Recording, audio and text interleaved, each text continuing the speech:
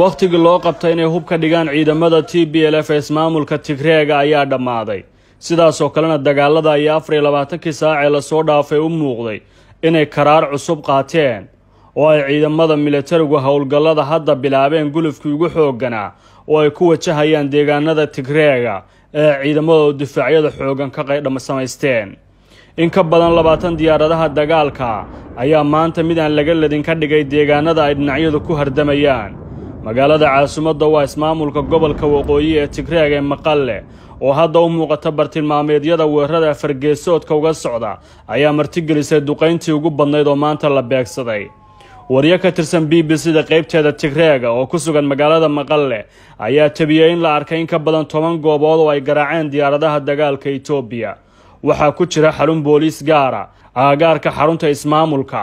aeroboorka Maqale saldhig ciidan oo ku dhow iyo goobo ay ka mid yihiin aaga korontada oo 2 jeer oo hore duqeymo laga geystay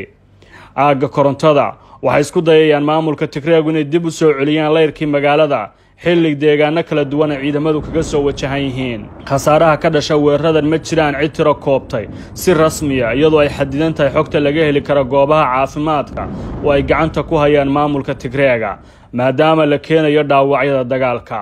ismaamulka Tigreega ayaa soo saaray war-saxaafadeed ay uga hadlayaan dhacdooyinkii u dambeeyay waxayna sheegeen in weeraro culus oo shalay lagu qaaday ciidankooda loo adeegsaday hubaan hore u oolin Afrika waxay ka xuseen diyaaradahaas waday ama drone-iska loo yaqaano oo duqeymo lagu geystay iyo hub kale oo casri ah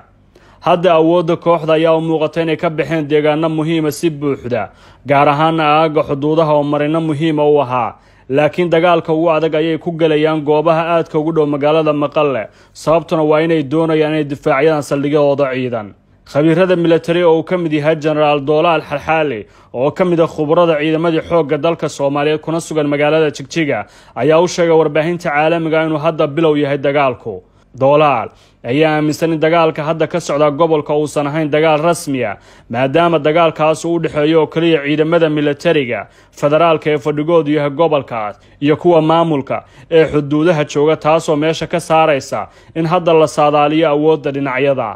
generaalku wuxuu sheegay in militarigii ugu horeeyay hadda isku diyaarinayaan gulufka dagaalka maadaama hore looga soo qaaday deegaano durugsan haddana la howlgelinayo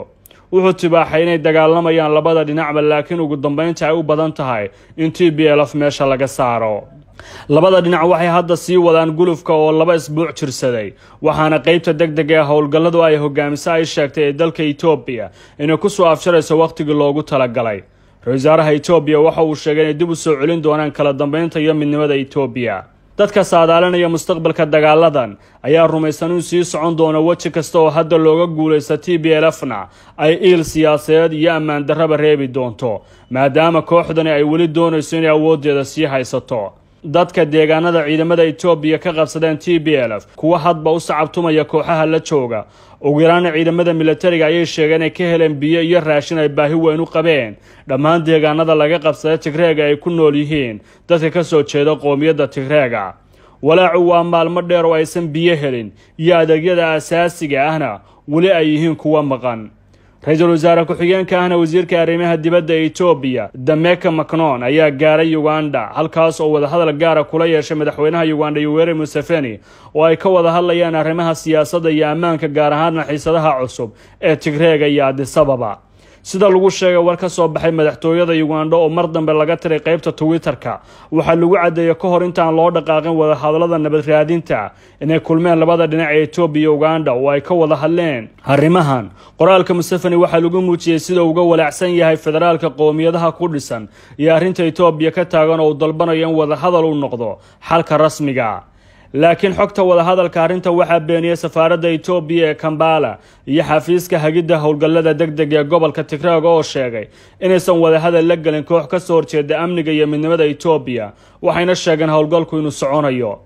dagaalka warbaahinta ee labada dhinac ayaa sii kordhaya waxayna soo kula gudbinayaan xogo ay u muuqato inay ku tartamayaan iyadoo waliba dhanka Tigreega khadka internetku aad ugu liito aysan awood badan u lahayn inay durba soo gudbiyaan warka ay doonayaan haddana TV-ga TPLF waxa uu baahiyay dhinacooda maanta muuqaalo ay ku muujiyeen in maxaabiis dagaal ay ka qabteen ciidanka Itoobiya luuqadda Tigreeg oo ay maxaabiistan ku hadlayeen waxay ku sheegeen inay ka mid yihiin ciidanka Eritrea oo lagu khasbay dagaalkan sidaana loogu qabtay furimaha deegaanada Shiraaro iyo Alamta oo hadda ku jira gacanta ciidanka Itoobiya.